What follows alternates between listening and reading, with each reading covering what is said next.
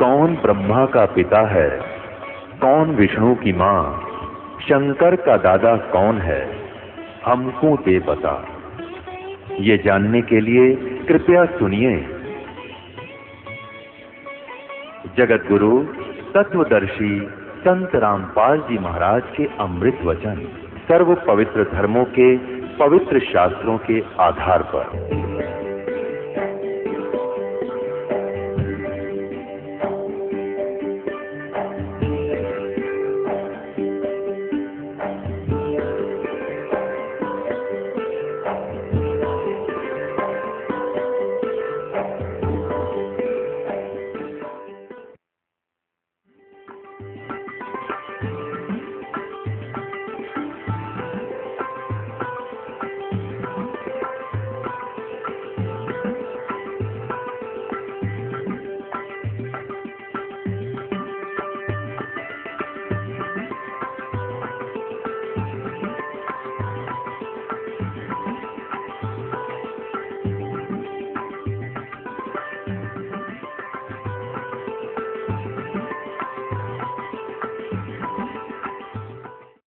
परमेश्वर परमअक्षर ब्रह्म ने स्वयं आकर के बताया है वो ज्ञान, वो सच्चिदानंद घन ब्रह्म की वाणी है, वो कबीर वाणी है।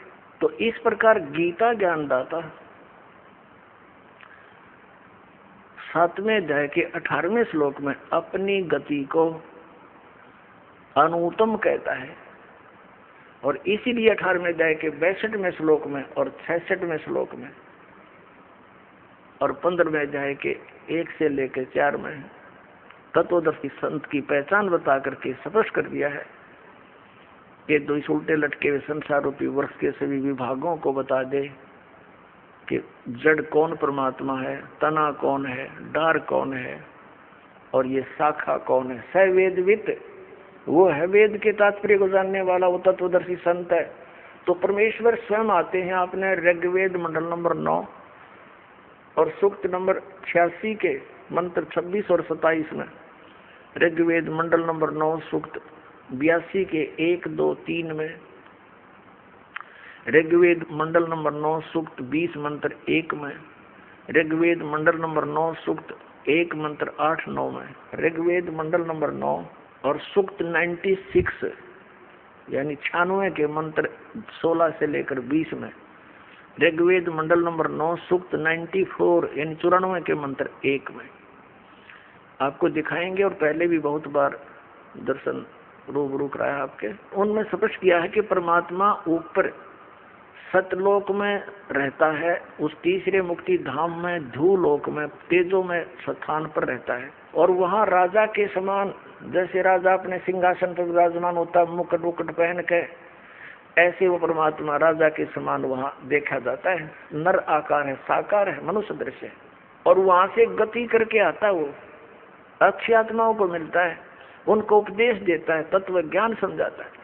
तो वो तत्व ज्ञान जो परमात्मा स्वयं आकर अपने मुख कमल से बोलता है, वो सच्चिदानंद घन ब्रह्म की वाणी है, वो ब्रह्मणे मुखे है, जो गीता के अध्याय नंबर 4 के श्लोक नंबर 32 में जिसके विषय में। तो वो परमेश्वर आकर ही अपने यथार्थ ज्ञान को स्वयं ही बताता है और अपने लोक में जाने की विधि को स्वयं ही जानकारी देता है।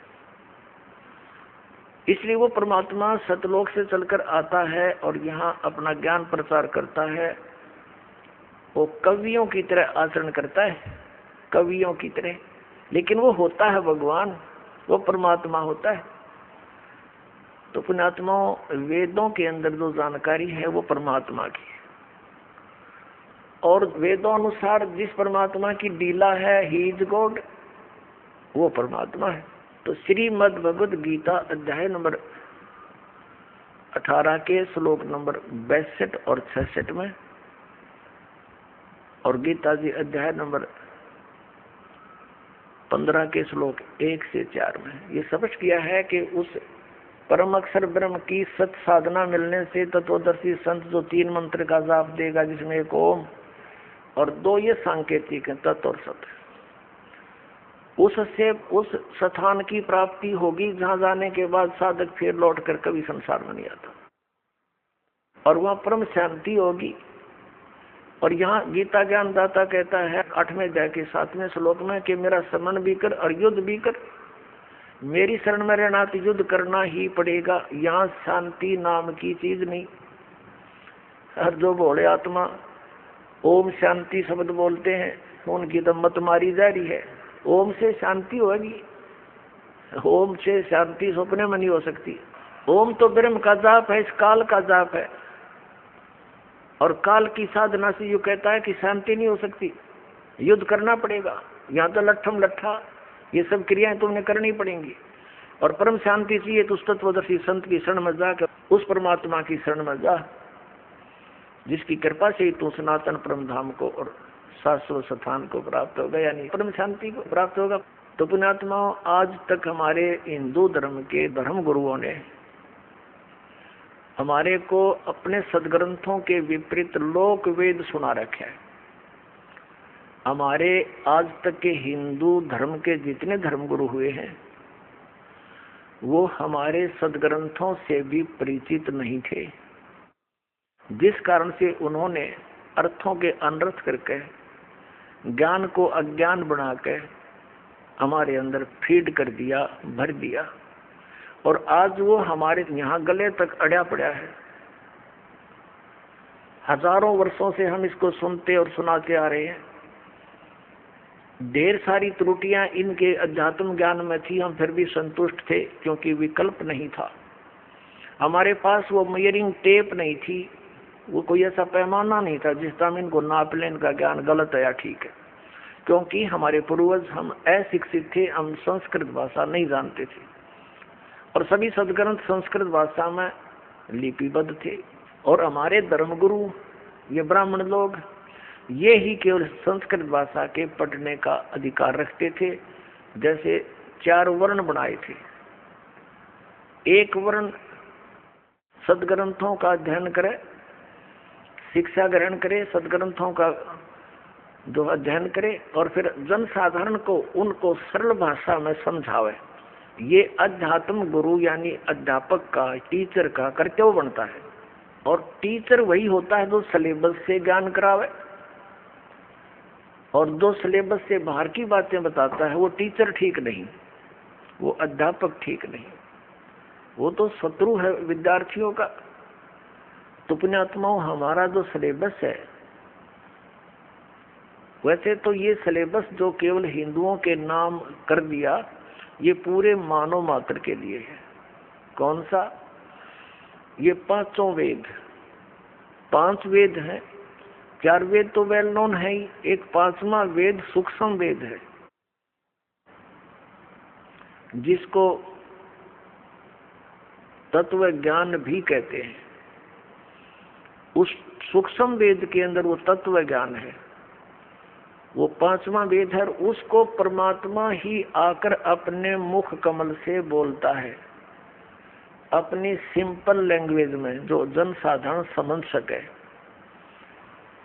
और उससे पहले सदग्रंथों को ठीक से ना समझकर जितने भी धर्म गुरु होते हैं वो उन सदग्रंथों के विपरीत ज्ञान सुना रहे होते हैं। और परमेश्वर आकर के, क्योंकि वो नर आकार है, मनुष्य दृश्य है भगवान, सह शरीर आता है, सह शरीर जाता है। उस परमात्मा ने ये लीला बनारस में की थी, काशी शहर में, भारतवर्ष में। सन 1398 से सन 1518 तक 120 वर्ष रहे धरातल पर। एक जनसाधारण की तरह क्रिया की, जुलाहे का काम किया, ये दिखाने के लिए, परमात्मा पाने के लिए हठ योग या कर्म संन्यास लेने की कति आवश्यकता नहीं। एक रिहर्सल करी थी भगवान ने कि घने पैसे की आवश्यकता नहीं परमात्मा पाने के लिए, और केवल ब्राह्मण जाति भी आवश्यक नहीं, यानी उच्च जाति ही आवश्यक नहीं।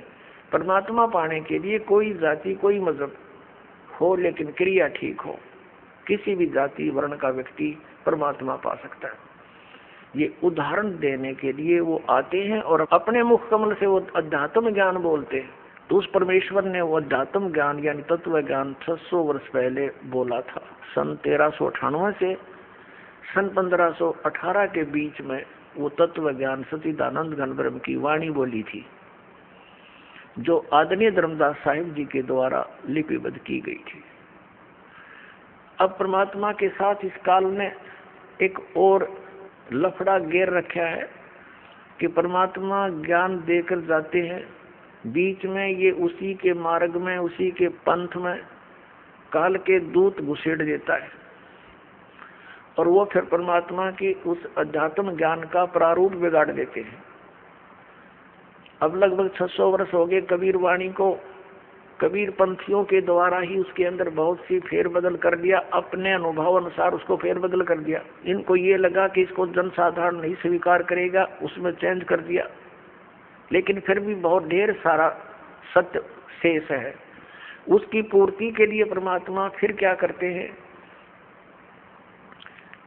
वे सतलोक से आते हैं एक जिंदा महात्मा रूप बनाकर संत का, और अपनी अच्छी आत्माओं को मिलते हैं जैसे उनके गुणों में लिखा है वेद में।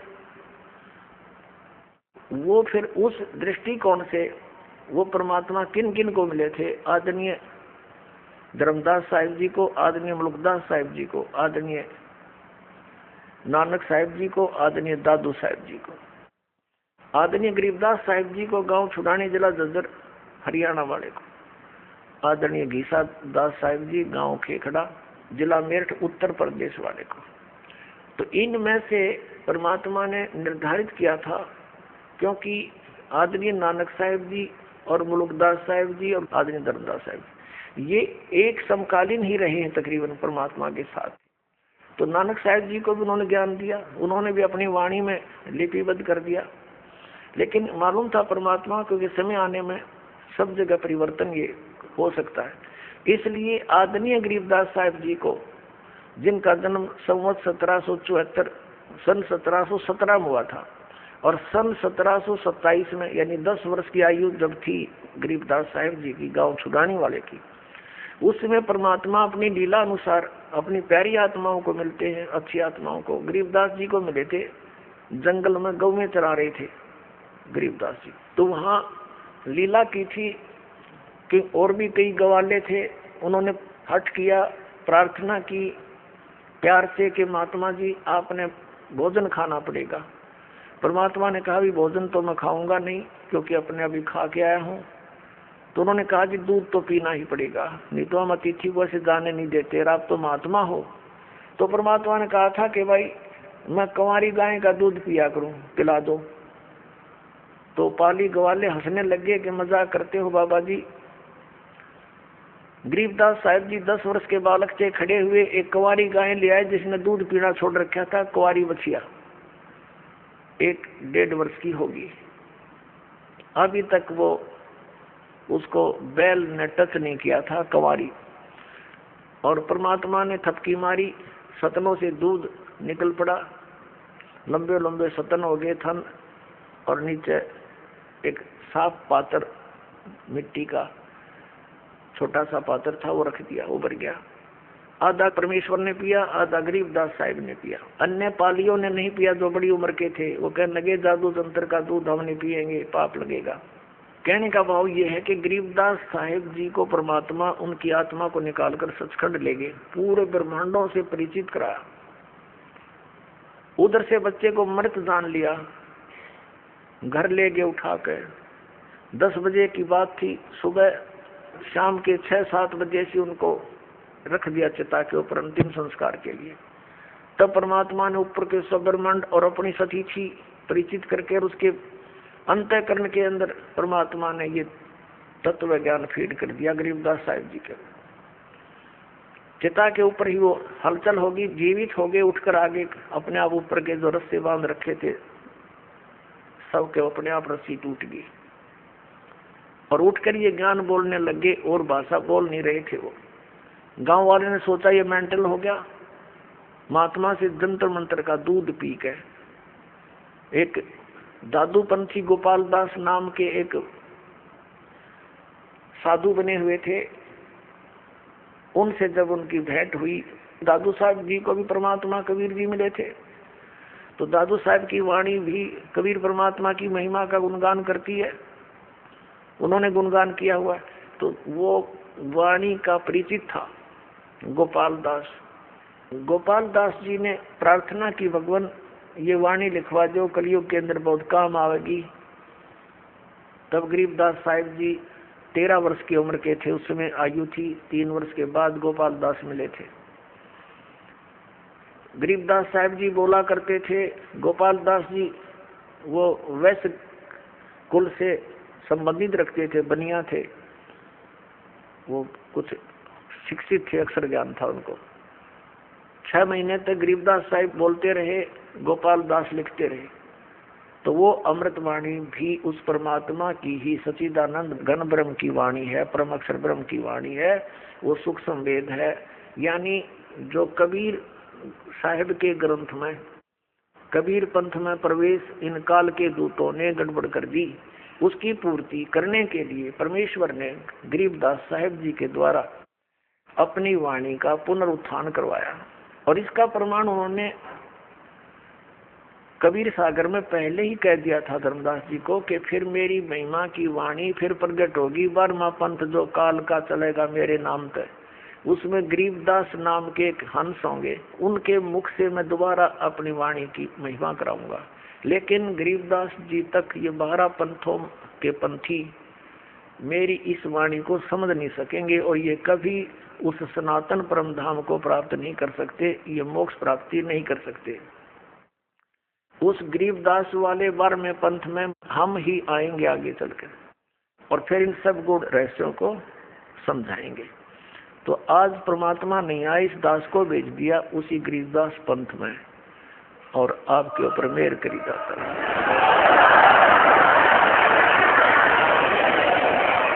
अपने आत्माओं, इस दास का जन्म पवित्र हिंदू धर्म में हुआ और हमारे इस पवित्र हिंदू धर्म के अंदर जो भी अध्यात्म सत्र की जानकारी हमें मिली, हम उस पर आरूढ़ थे। हम पुराणों को भी पढ़ते थे, हम श्रीमद् भगवद गीता जी को भी पढ़ते थे, लेकिन हम वेदों को नहीं पढ़ते थे, क्योंकि वेद बहुत कम मिलते थे जो अनुवादित हों, और अनुवादकर्ताओं ने ऐसे ढंग से अनुवाद कर रखा था कि उनको पढ़ने अगर लग जाए तो सिर में दर्द हो जा, उनका कोई सिर पैर नहीं। लेकिन श्रीमद् भगवद गीता को हम पढ़ते थे और इस उद्देश्य से पढ़ते थे, ज्ञान ग्रहण की दृष्टि से नहीं पढ़ते थे, आत्म कल्याण की दृष्टि से पढ़ते थे, जैसा हमें बताया गया था। हमारे हिंदू धर्म के धर्म गुरुओं ने, यानी हिंदू धर्म का कहाँ से प्राकट्य माना जाता है, कहाँ से प्राकट्य हुआ? आदि शंकराचार्य जी हुए हैं, जिन्होंने इस हिंदू धर्म का जो है प्राकट्य किया, इसका प्रारंभ किया। अब हिंदू किन को मानते हैं? हिंदू उनको मानते हैं जो आदि शंकराचार्य द्वारा दिए गए अध्यात्म ज्ञान को स्वीकार किए हुए हैं, उन्हीं के आधार से जो साधनाएं करते हैं, उस मानव समाज को हिंदू कहा जाता है। आदि शंकराचार्य से पहले कोई हिंदू नहीं था, सभी एक वैदिक धर्म को ही मानते थे। वैदिक धर्म कौन सा है? जो केवल वेदों पर ही आधारित है, वेदों अनुसार साधना करता है, वेदों के अतिरिक्त किसी भी लोक वेद को वो स्वीकार नहीं करते थे। आदि शंकराचार्य जी का जन्म कब हुआ? श्री ईसा मसीह जी से 508 वर्ष पूर्व।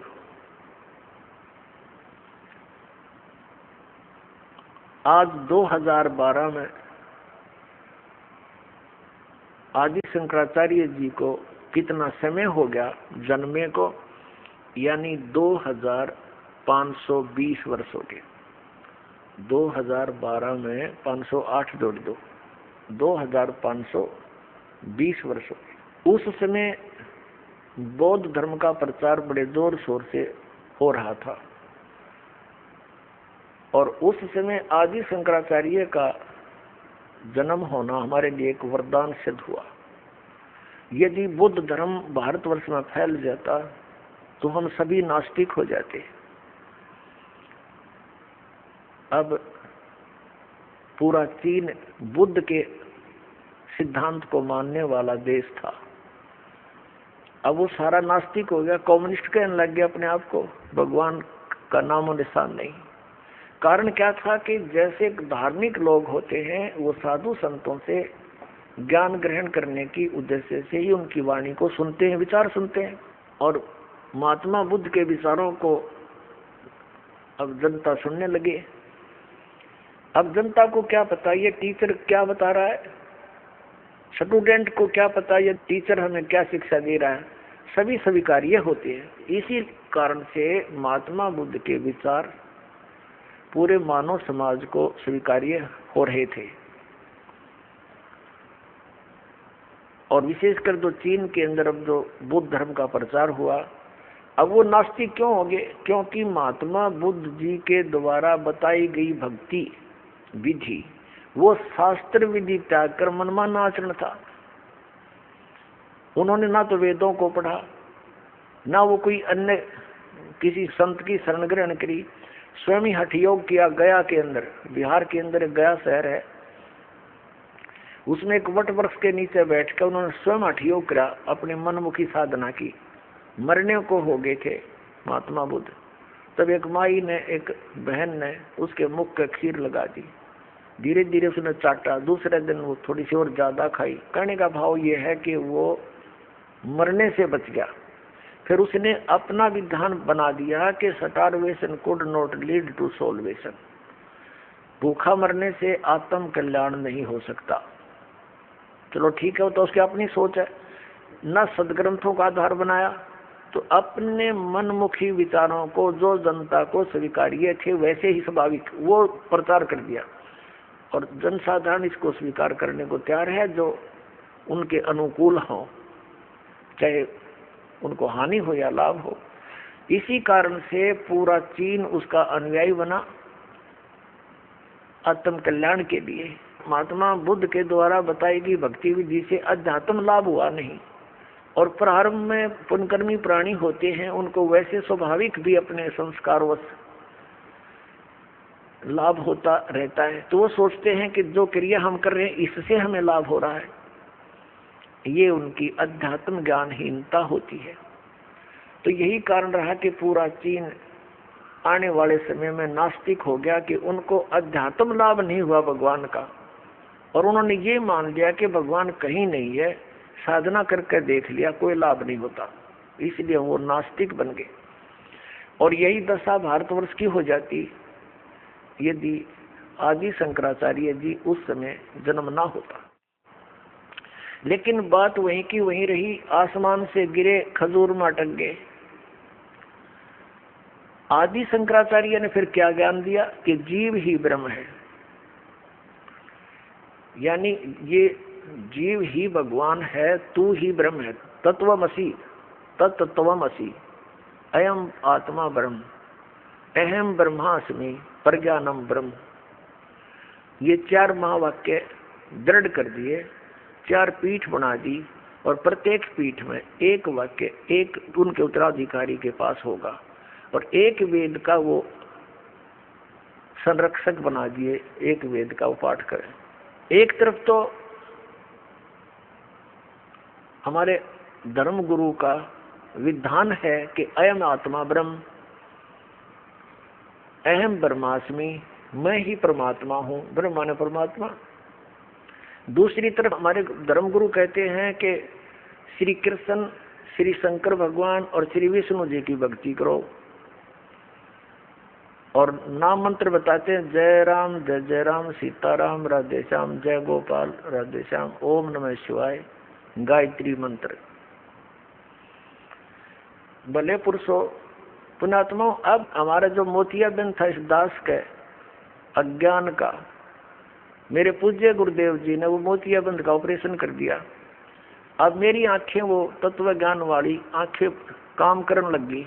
अपने धर्म गुरुओं को दास ने उस तत्व ज्ञान रूपी तराजू में धर के तोल के देखा, और अब आपके सामने तोल के दिखाऊंगा ये हमारे धर्मगुरु क्या ज्ञान प्रचार किया करते थे, वो कितना हमारे सदग्रंथों में प्रमाणित है। और शास्त्र विधि को त्याग कर जो मनमाना आचरण करते हैं, गीता जी अध्याय नंबर 16 के श्लोक नंबर 23-24 में कहा है, गीता जी अध्याय नंबर 16 के श्लोक 23 में कहा है कि शास्त्र विधि को त्याग कर जो मनमाना आचरण करते हैं उनको न तो कोई सुख हो, न कोई सिद्धि प्राप्ति हो, और न उनकी गति हो। फिर किस लिए भक्ति करें? यूजलेस भक्ति इन 3 वस्तुओं के लिए ही करते, 3 पदार्थों के लिए। 16वें अध्याय के 24वें श्लोक में कहा कि इससे तेरे लिए अर्जुन कर्तव्य और अकर्तव्य की अवस्था में कौन सी साधना करनी चाहिए, कौन सी ना करनी चाहिए, सदग्रंथ ही प्रमाण है। इन्हीं के आधार से करना, किसी की लोक वेद को मत मानना। जो संत सदग्रंथों अनुसार ज्ञान देता हो महात्मा, जो गुरु, उसके विचारों को मानना, किसी के लोक वेद पर आश्रित ना होना। अब हमारे धर्मगुरु हमें क्या बताते थे? एक तरफ तो कहते हैं अयम आत्मा ब्रह्म, जीव ही ब्रह्म है, और दूसरी तरफ कहते हैं श्री कृष्ण भगवान, शंकर भगवान और नारायण भगवान, विष्णु जी ये सर्वशक्तिमान, अजन्मा, अमर, इनका कोई माता पिता नहीं। अपने आत्माओं, हमारे हिंदू धर्म के अंदर जो साधनाएं प्रचलित हैं वो कौन कौन सी हैं? ये मंत्र आपको बता दिया, हरे कृष्ण हरे राम, कृष्ण कृष्ण हरे हरे, सीताराम राधे श्याम, राधे राधे श्याम मिला दे, ओम नमः शिवाय, ओम भगवते वासुदेव नमः, और गायत्री मंत्र। पुण्यात्माओं, ये मंत्र मोक्षदायक हैं या नहीं है, इसका निर्णय कहां से होगा? ये सदग्रंथों से ही होगा। और सदग्रंथ कौन से हैं? सदग्रंथ हैं पवित्र 5 वेद। 4 वेद तो वेल नोन है, ऋग्वेद, यजुर्वेद, सामवेद, अथर्ववेद, और 5वां सूक्ष्म वेद जिसको तत्व ज्ञान भी कहते हैं, सच्चिदानंद घन ब्रह्म की वाणी भी कहते हैं, जिसको कबीर वाणी भी कहते हैं। और इन 4 वेदों का सारांश, सूक्ष्म वेद को छोड़कर 4 वेदों का सारांश है श्रीमद् भगवद गीता। ये चारों वेद क्या हैं और श्रीमद् भगवद गीता क्या है, 18 पुराण क्या है, जो हमारे हिंदू धर्म के सिलेबस है, पाठ्यक्रम की पुस्तक यानी धार्मिक पुस्तकें हैं। पहले इनका निर्णय करना पड़ेगा हमने, तब हम आगे अध्यात्म मार्ग में कदम उठा सकेंगे। ये 5 वेद, 4 वेद इंक्लूडिंग सूक्ष्म वेद, ये पूरा का पूरा ज्ञान पूर्ण परमात्मा ने, परम अक्षर ब्रह्म ने इस ब्रह्म के अंदर, सर्वपुरुष के अंदर यानी काल के अंतःकरण में फीड कर दिया था, और उसका निर्धारित समय कर दिया था। इतने समय के उपरांत ये अपने आप इसके श्वासों के माध्यम से बाहर आएगा। ऐसा ही हुआ जैसे भैंस गाय को गर्भ रहता है और समय आने के बाद वो अपने आप बाहर आ जाता है, ऐसा समझो। ऐसी व्यवस्था कर दी मालिक ने। तो जब वो समय आया, अपने आप इसकी श्वासों से 4 वेद बाहर आ गए। अपने आत्माओं, अगर ये अध्यात्म ज्ञान आज से 20-30 वर्ष पहले प्रारंभ होता या 50 वर्ष पहले प्रारंभ होता तो शायद ही कोई समझ सकता।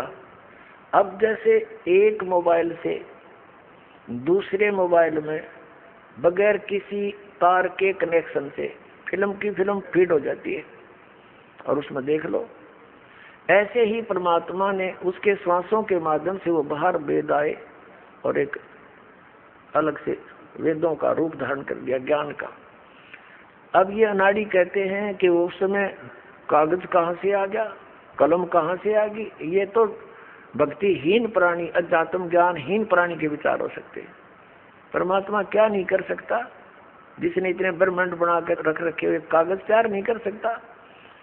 परमात्मा जो चाहे सो कर सकता है। आपने जादूगर देखे होंगे, हम देखा करते, छोटे छोटे गांव में आते थे बस जादूगर, एक छोटा सा गोली कांच की और मुख में डालते थे, छोटी सी इतनी होती थी, और थोड़ी देर में नौकर के हो इतना बड़ा बट्टा निकालते पत्थर का गोल गोल, और एक और हो ये निकाल देते। जब एक मैन परमात्मा बनाया हुआ आदमी ये कर सकता तो क्या नहीं कर सकता। तो ये जो अध्यात्म ज्ञानहीन हम क्यों हो गए, इसका निष्कर्ष निकलेगा। इसने क्या किया, इस ब्रह्म ने, सरपुरुष ने, जो ब्रह्मा विष्णु महेश का पिता है, इसने पूरा ज्ञान पढ़ा जो परमात्मा ने इसको दिया था। इसने क्या देखा कि जो ज्ञान इसकी पोल खोल रहा था, क्योंकि हम सतलोक में रहते थे, वहां हमारा जन्म मृत्यु नहीं था, हमारे को 5 तत्व का शरीर नहीं, वहां पर दूसरा शरीर एक तत्व से प्राप्त था, जिसमें स्नायु नहीं थी, नाड़ी नहीं, ये शुक्र से बना हुआ नहीं था। तो वहां वो पूरी जानकारी थी, और उसकी भक्ति भी दीवी लिखी थी वापस जाने की, और वो मंत्र भी उसमें विद्वान था, जिसके कोड वर्डों में था, जिसके जाप करने से और जीव इसके बस से बाहर हो जाता और वहां चला जाता। तो इसने क्या किया, उस 5वां वेद जो जानकारी उस परमात्मा के बारे में थी, वो उसका नाश कर दिया, हमारे तक नहीं दिया। उसमें से 4 वेद दे दिए, वो तो इकट्ठा ही ज्ञान था, पर उसके 4 विभाग कर दिए गए थे। तो वो ज्ञान दे दिया ब्रह्मा जी को सागर मंथन के दौरान। ब्रह्मा जी ने वो ज्ञान पढ़ा, उन 4 वेदों को, जैसा उसने निष्कर्ष निकाल सका वो निकाल लिया। अब प्रसंग चल रहा है कि वो अध्यात्म ज्ञान जो हमारे हमने, वो जो वेदों का ज्ञान किसने दिया, परम अक्षर ब्रह्म ने, और वही ज्ञान उसने कुछ काट छांट करके as it is Brahma ji को दे दिया। और वो सूक्ष्म वेद जो इस काल भगवान ने, सरपुरुष ने गुप्त किया था, उसकी पूर्ति के लिए परमात्मा को स्वयं आना पड़ता है हमारे को वो ज्ञान प्रदान करने के। तो उन 4 वेदों का जो ज्ञान है वो गॉड गिवन है, परम अक्षर ब्रह्म के द्वारा दिया गया है, और वही ज्ञान ब्रह्मा जी को प्राप्त हुआ। उन 4 वेदों का ही ज्ञान फिर श्रीमद् भगवद गीता है, उसका सारांश है।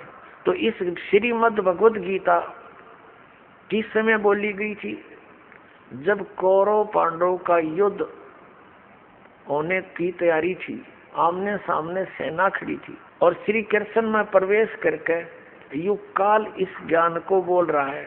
अर्जुन युद्ध करना नहीं चाहता था, श्री कृष्ण भी युद्ध करवाना नहीं चाहते थे, क्योंकि उन्होंने 3 बार प्रयत्न किया था शांति दूत बनकर जाकर कि युद्ध मत करो, तुम्हारा नाश हो जाएगा, है आपस में तुम अपना डिवाइड कर लो, राज्य बांट लो, प्लस माइनस कर लो, लेकिन नहीं माने थे।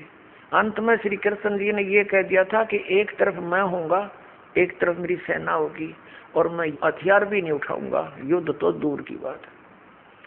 तो क्या वो महापुरुष फिर युद्ध करने के लिए बाध्य कर सकता है किसी को जो इतना शांति प्रिय श्री कृष्ण जी, कि मैं युद्ध भी नहीं करूंगा, हथियार तक नहीं उठाऊंगा।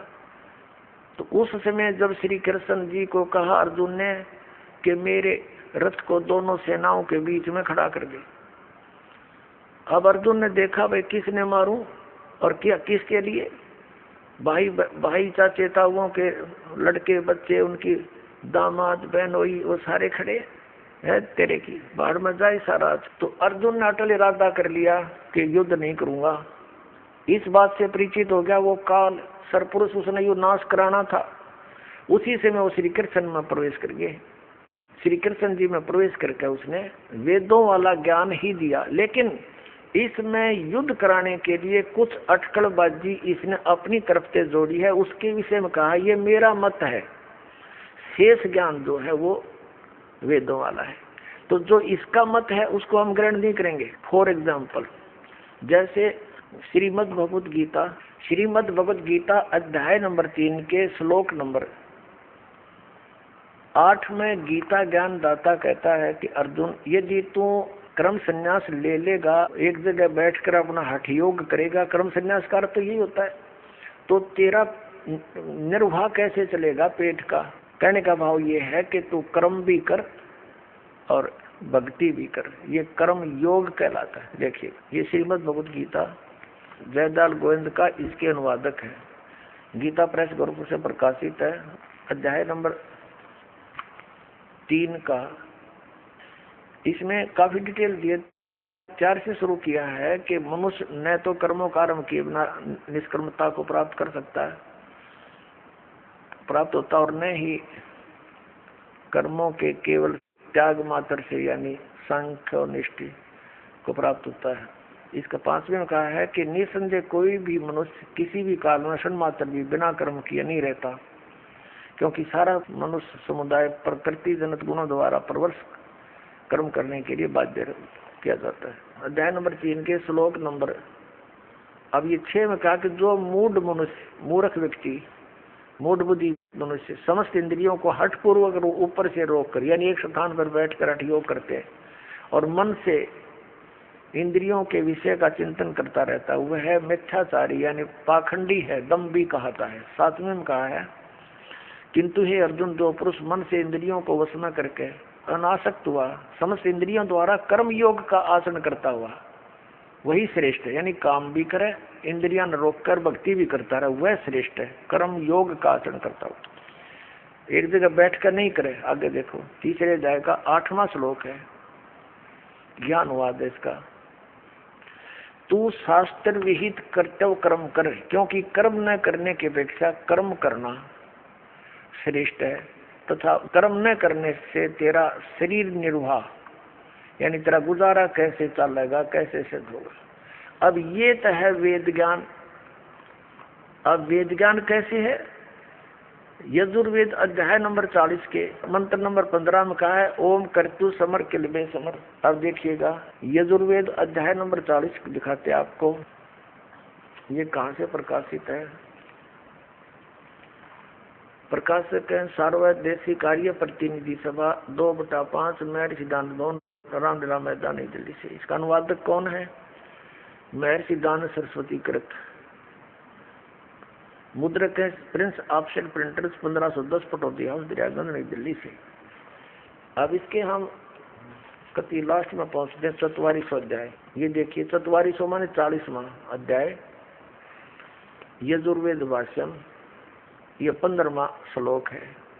इसमें क्या लिखा है कि वायु अनिलम अमृतम अथ इदम भस्मांतम शरीरम ओम कर्तो समर किलवे समर और कर्तुम समर। इसने तो आडंगा करणगा ठेका ले रखा था, इसने तो ठीक किया नहीं। ओम का तो अर्थ भी नहीं किया ढंग से। क्या किया है? हे कर्म करने वाले जीव, तू शरीर छूटते समय, ये देखो ओम शब्द स्पष्ट है, इसका अर्थ लिखना था यहाँ पर कि ओम का, ओम को स्मरण कर। इसने लिख दिया इस नाम वाच्य ईश्वर को। ओम लिख दिया भी शर्म आ गया। इस नाम वाच्य ईश्वर को स्मरण कर, कल्पे अपने सामर्थ्य के लिए परमात्मा और अपने स्वरूप का स्मरण माने स्मरण कर। कर्तम, कर्तम अपने किए का स्मरण कर। हाँ, अब यहाँ देखो कर्तो, यू कर्तो माने कर्म करने वाले। हमने ये मोटे मोटे देखने, कर्तुम अपने कर्म, अपने किए का, अपने कर्म का स्मरण कर। लेकिन इसका अर्थ स्पष्ट है ओम कर्तो समर। कर्तो माने काम करते करते सिमरण कर। किलबे समर यानी कसक के साथ, श्रद्धा के साथ सिमरण कर इस ओम नाम का। और कर्तुम अपने मनुष्य जीवन का मूल कर्तव्य जानकर इसका सिमरण कर। ओम नाम का जाप काम करते करते सिमरण कर, विशेष कसक के साथ सिमरण कर और मनुष्य जीवन का मूल कर्तव्य जानकर सिमरण कर। भस्मांतम शरीरम, जब तू शरीर छोड़कर जाएगा तब ओम नाम से जो अमरत्व तुझे प्राप्त होगा, इसका तेरा शरीर जितना अमर होगा, यानी जितना भी तुझे इस ओम नाम से लाभ होगा वो इस विधि से होगा। और सूक्ष्म वेद में क्या लिखा है? नाम उठत नाम बैठत नाम सोत जागवे, नाम खाते नाम पीते नाम सेती लागवे। यानी सूक्ष्म वेद और ये वेद, क्योंकि सूक्ष्म वेद के अंदर कंप्लीट ज्ञान है, ये 4 वेद भी उसके अंदर इंक्लूड कर दिए परमात्मा ने। जो इसने उसमें कुछ डंडी मारी थी वह ठीक कर दी। तो अब ये सिद्ध हो गया कि वेदों में लिखा है कि हठ योग नहीं करना, काम करते करते कर्म योग का आश्रय लेकर अपनी भक्ति भी करो, अपना दैनिक कार्य भी जिसका है जो कर्तव्य कर्म है। कर्तव्य कर्म का अर्थ क्या है? ये नहीं कि कोई कसाई है वो कसाई का काम करें, जाइयो कर्ण का काम है, नहीं। जो कर्तव्य कर्म है वो करो, जो करने योग्य भक्ति कर्म है वो करो, अकर्तव्य को छोड़ दो। शराब पीता है, मांस खाता है, यह अकर्तव्य है। और जो आन उपासना करता है वो अकर्तव्य है।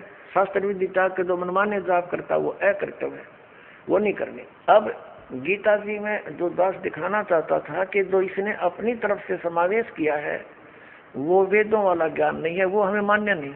अब इसने 6 अध्याय के अंदर इसने अपना मत घुसोड़ दिया, वो वेद विरुद्ध है, वो अपना नहीं ग्रहण करना। क्या देख रहा, ये श्रीमद् भगवत गीता, ये देखिएगा अध्याय नंबर 6 श्रीमद् भगवत गीता और मंत्र नंबर 10 से प्रारंभ करते हैं। मन और इंद्रियों सहित शरीर को वश में रखने वाला आशा रहित संग्रह रहित योगी अकेला ही एकांत स्थान में स्थिर होकर आत्मा को निरंतर परमात्मा में लगावे। 11वां, अब इसने बताया कि शुद्ध भूमि में जिसके ऊपर कर्मशः कुसामान्य डाब, मृगशाला और वस्त्र बिछे हों, न बहुत ऊंचा है और न बहुत नीचा, अपने आसन को स्थिर स्थापन करके, फिर कहा है उस आसन पर बैठकर चित्त और इंद्रियों की क्रियाओं को वश में रखते हुए मन को एकाग्र करके अंतःकरण की शुद्धि के लिए योग का अभ्यास करें। आगे बताया है 13वें में, काया सिर और गले को समान अचल धारण करके और स्थिर होकर अपने नासिका के अग्र भाग पर, नाक के अगले भाग पर दृष्टि जमाकर अन्य दिशाओं को ना देखता हुआ ब्रह्मचारी के व्रत में सतित भय रहित भलीभांति शांत अंतःकरण वाला सावधान योगी मन को रोक कर मुझ में चित्त वाला मेरे प्राण होकर स्थित हुए। आगे लिखा है, वश में किए हुए मन वाला योगी इस प्रकार, ये 15वां है, आत्मा को निरंतर मुझ परमेश्वर के स्वरूप में लगाता हुआ मुझ में रहने वाली परमानंद की प्रकाष्ठा रूप शांति को प्राप्त होता है। अब ये क्या बता रहा है, इसकी अंग्रेजी ये दास समझ सके, आपका समझ में नहीं आओ बच्चों। इसने ये बताया है कि एकांत स्थान पर बैठो, पहले डाब बिछाओ, डाब कुश, और उसके ऊपर मृगशाला, मृग के चाम को बिछाओ हिरण के, और फिर उसके ऊपर वस्त्र बिछाओ और एकांत स्थान पर बैठो और ऐसे सीधा गल सिर ऐसे रखो और नाक के अगले भाग पर देखते रहो। इस तरह साधना करने वाला मेरे से मिलने वाली जो शांति जिसी से उसको प्राप्त होगा। और ये हठ योग गीता जी के 3रे अध्याय के 5 से लेकर 8 तक ये स्पष्ट कर दिया। यदि तू एक स्थान पर बैठ के, ये मूर्ख लोग होते हैं जो हठ योग करके कर्म इंद्रियों को रोक के बैठना, हठ योग करना और मन से चिंतन रहता है, तो इससे अच्छा तो अपना काम करे और भक्ति कर, यही श्रेष्ठ है। अगर तू एक स्थान पर बैठा रहेगा तेरा निर्वाह कैसे चलेगा? तो ये तो है वेद ज्ञान, बिल्कुल सही है। फिर आगे इसने इसके विपरीत जो ज्ञान दिया है वो इसका अपना मत है, ये हम स्वीकार नहीं करेंगे। अब जैसे इसने गीता जी में थोड़ा सा ये अपना मत जो डाला है युद्ध कराने के लिए भी, गीता जी अध्याय नंबर 2 के श्लोक नंबर 37 और 38 में, 38 में कहता है कि अर्जुन तेरे दोनों हाथों में लड्डू, यदि तू युद्ध में मारा गया तो स्वर्ग को प्राप्त होगा, और यदि तो विजयी हुआ तो पृथ्वी का राज भोगेगा। और फिर कहता है कि लाभ और हानि को भूल कर, लाभ और हानि की इच्छा ना करके युद्ध कर। बता, इसका कोई है ज्ञान? यो एक तो कहता है लाभ और हानि को भूल कर तो युद्ध कर, मैं आपके स्पष्ट कराता हूँ, और तुरंत ही लाभ और हानि याद जो आ रहा है तो ये इसकी अटकलबाजी थी, ये युद्ध कराना ही चाहता था। ये देखिए, ये वही श्रीमद् भगवद गीता है, अध्याय नंबर 2,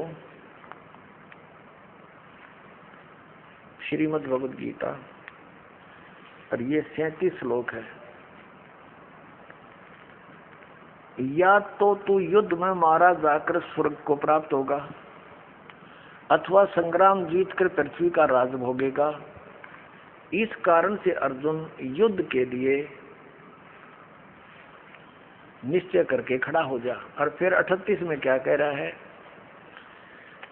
कि जय पराजय, लाभ हानि, दुख सुख को समान समझकर उसके बाद युद्ध के लिए तैयार हो जा। इस प्रकार युद्ध करने से तू पाप को नहीं प्राप्त होगा। अब ये है इसका ज्ञान।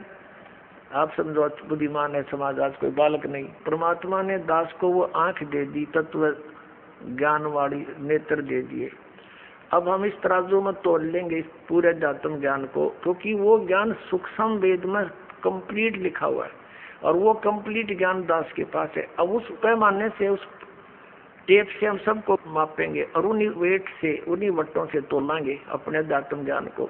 जो थोड़ा बहुत कहीं मिलावट होगी जब क्लियर हो जाएगा, अब इसको तालेंगे हम देसी घी को और शुद्ध घी बनावाएंगे। अब ये क्या निर्णय निकला इसका कि हमारे कौन से सदग्रंथ हैं जिनको आधार मानकर हम भक्ति करेंगे।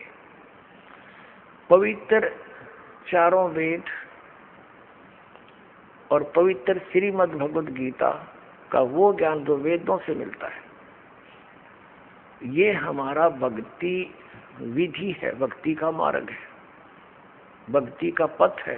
ये इसके अंदर जो साधना लिखी है वही करेंगे। इसके अतिरिक्त हम कोई ग्रंथ का कोई भी प्रमाण यानी उसका वचन ग्रहण नहीं करेंगे। अब बात रही हमारे पवित्र 18 पुराणों की। ये 18 पुराण क्या है? ये एक बोध है। 18 बोधों में से एक 18 पुराण भी एक ही बोध माना जाता है। ये ज्ञान श्री ब्रह्मा जी ने अपने वंशजों को दिया, अपने संतान को, ब्राह्मणों को दिया। और श्री ब्रह्मा जी, श्री विष्णु जी, श्री शिव जी को ये परम अक्षर ब्रह्म आकर मिले थे, पूर्ण परमात्मा। क्योंकि इसका विधान है परमात्मा का कि वो अपनी अच्छी आत्माओं को मिलता है। तो श्री ब्रह्मा जी, श्री विष्णु जी, श्री शिव जी, ये ब्रह्मांड के सबसे श्रेष्ठ आत्मा है। तो वहीं से शुरुआत की परमात्मा ने कि किसी प्रकार इन प्यारी आत्माओं को, वो भी उसी के बच्चे हैं, इनको ये अध्यात्म ज्ञान बता दूं और ये अपने आप सबको बता देंगे और मेरा काम हल्का हो जाएगा। सबसे पहले ब्रह्मा जी को मिले, उनको पूरी कहानी सुनाई सृष्टि रचना की। और तुम कहाँ थे बच्चे, कैसे यहाँ आ गए, ये काल है जो तुम्हें दिखाई नहीं देता है।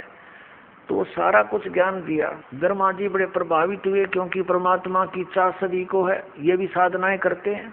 और परमात्मा से दीक्षा ग्रहण की। परमात्मा ने प्रथम एक नाम उसको दिया, ओनली वन मंत्र, ओम नाम का, ये देखने के लिए कि ये आगे कितना मेरा अनुकूल करते हैं, अनुसरण करते हैं, कहीं काल प्रेरणा से विचलित तो नहीं हो जाते। फिर ये परम अक्षर ब्रह्म गए श्री विष्णु जी के पास। श्री विष्णु जी ने भी ज्ञान ग्रहण किया और उनको एक मंत्र दिया, हरियम मंत्र दिया, ये देखने के लिए ताकि ये मेरे ज्ञान पर दृढ़ होते हैं कि नहीं। तब उनको सतनाम देना था। फिर श्री शंकर जी के पास गए, शिव जी के पास, उन्होंने भी परमात्मा का ज्ञान सुना और उनको परमेश्वर ने ये सोहम मंत्र दिया, एक दीक्षित करने के उद्देश्य से। तो परमात्मा ने कहा कि हम बैरागी ब्रह्म पद, सन्यासी महादेव और सोहम मंत्र दिया शिव जी को, वो करे हमारी सेव। पुण्यात्माओं, ये सोहम मंत्र इन वेदों में नहीं है, इन 4 वेदों में, गीता में, पुराणों में कहीं ये मंत्र नहीं मिलेगा आपको। कहते हैं सोहम शब्द हम जग में लाए, सार शब्द हमने गुप्त छिपाए। अब हम उस प्रसंग पर आते हैं। अब क्या हुआ कि परमात्मा फिर दोबारा उनको देखने के लिए गए कि कितने दृढ़ है मेरे ज्ञान पर। तो ब्रह्मा जी को आकाशवाणी हुई कि जो संत तुम्हें मिला है ये भ्रमित ज्ञान देता है, इसके ज्ञान को ग्रहण मत करो।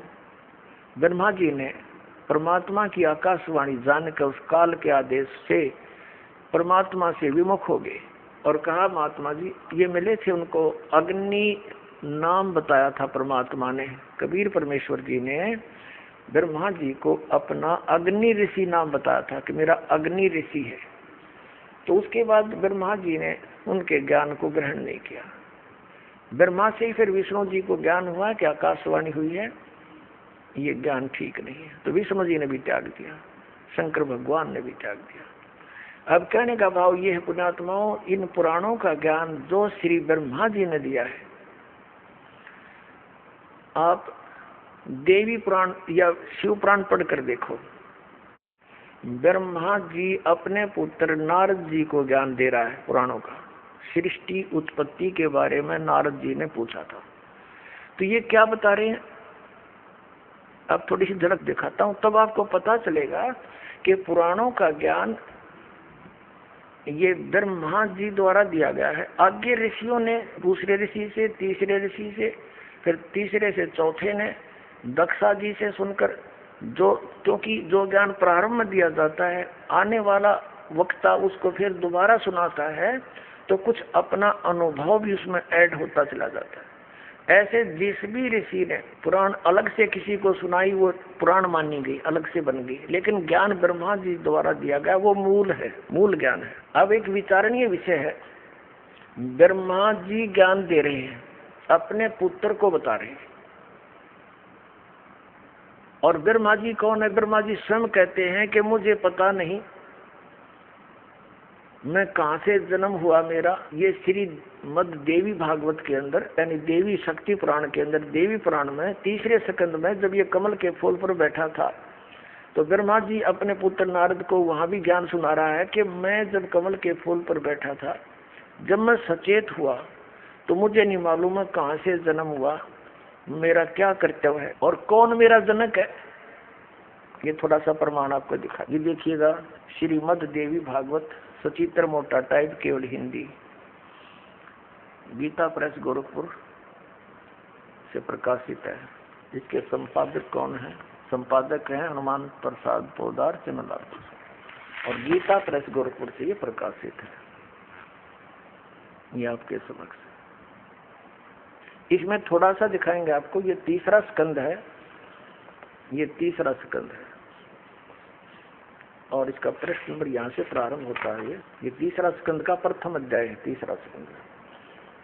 जन्मे जय ने पूछा था व्यास जी से, भगवान आपने अम्बा यज्ञ अर्थात परम पवित्र नवरात्र व्रत करके उसके द्वारा देवी की आराधना करने की आज्ञा दी है, वो को देवी कौन है? तो यहाँ क्या बता रहा है कि व्यास जी कहते राजन तुम्हारी बुद्धि बहुत विशाल है, और अभी तुमने जो पूछा कि ब्रह्मा आदि की उत्पत्ति, ब्रह्मा आदि माने ब्रह्मा विष्णु महेश की उत्पत्ति कैसे हुई, ये महान कठिन विषय है। उसके अनेक प्रश्न उठ जाते हैं। यही प्रश्न पूर्व समय मैंने नारद जी से किया था। अब नारद जी कहता है व्यास जी ने जब पता किया कि मुने आप बुद्धिमान है, मुझे बताने की चेष्टा करो, ब्रह्मांड का प्रधान करता कौन है? मुनिवर वह ब्रह्मांड कहाँ से उत्पन्न हुआ है? व्यास जी नारद से पूछ रहे। हम ज्यादा समय ना लेंगे। अब यहाँ आगे हमें 115 पृष्ठ पे, वही तीसरा स्कंद है। इसमें क्या कहा है कि व्यास जी नारद जी से पूछा। नारद जी कहते हैं व्यास जी प्राचीन समय की बात है, यही संदेह मेरे हृदय में उत्पन्न हुआ था। तब मैंने अपने पिता अमित तेजस्वी ब्रह्मा जी के स्थान पर गया, उनसे जिस विषय में तुम पूछ रहे हो उसी विषय में मैंने पूछा। अच्छा देखो या ब्रह्मा जी क्या बताते हैं। ब्रह्मा जी ने कहा बेटा मैं इस प्रश्न का क्या उत्तर दूं, यह बड़ा ही जटिल प्रश्न है। महाभाग तुम भगवान विष्णु से इसका समुचित समाधान पा सकते हो। महामते इस संसार में कोई भी रागी पुरुष ऐसा नहीं जो इसको जान सके। पूर्व काल में सर्वत्र जल ही जल था, स्थावर जंगल जितने प्राणी उनमें से कोई भी नहीं था। तब कमल से मेरी उत्पत्ति हुई। उस समय मुझे सूर्य, चंद्रमा, वृक्ष तथा पर्वत, ये 116 पृष्ठ पर आ गया तीसरे स्कंद पर, कोई भी दिखाई नहीं पड़े। मैं कमल की कणिका पर बैठकर विचार करने लगा, इस अगाध जल में मैं कैसे उत्पन्न हो गया, कौन मेरा रक्षक है, तथा इस प्रलय काल में सृष्टि एवं संहार करने वाला कौन विशिष्ट पुरुष है। कहीं भी स्पष्ट रूप से भूमि भी नहीं दिखती जिस पर यह जल टिका हो, यह कमल कैसे उत्पन्न हुआ। अब पुण्यात्मा, इस पुराण से हमने इतना ही लेना था, क्योंकि हमने इस तत्व ज्ञान को समझना है, अध्यात्म ज्ञान। अब यहाँ धर्मा जी कह रहे हैं कि मुझे नहीं मालूम जब कमल के फूल पर बैठा था मैं कहाँ से उत्पन्न हुआ, कौन मेरा रक्षक मेरा जन्म करता है, और सब जगह जल ही जल। अब शिव पुराण दिखाते हैं आपको थोड़ा सा, उसमें ये क्या ज्ञान दे रहा है, अपने जन्म से पहले की जो जानकारी ये दे रहा है वो कहाँ से लाया, ये आपको स्पष्ट होगी। वो कहाँ से लाया, इसने परमात्मा से सुनी थी, लेकिन उसमें कुछ अपना खिचड़ी, कुछ परमात्मा से प्राप्त ज्ञान को अज्ञान अज्ञान मिलाकर हमारे में पेश कर दिया।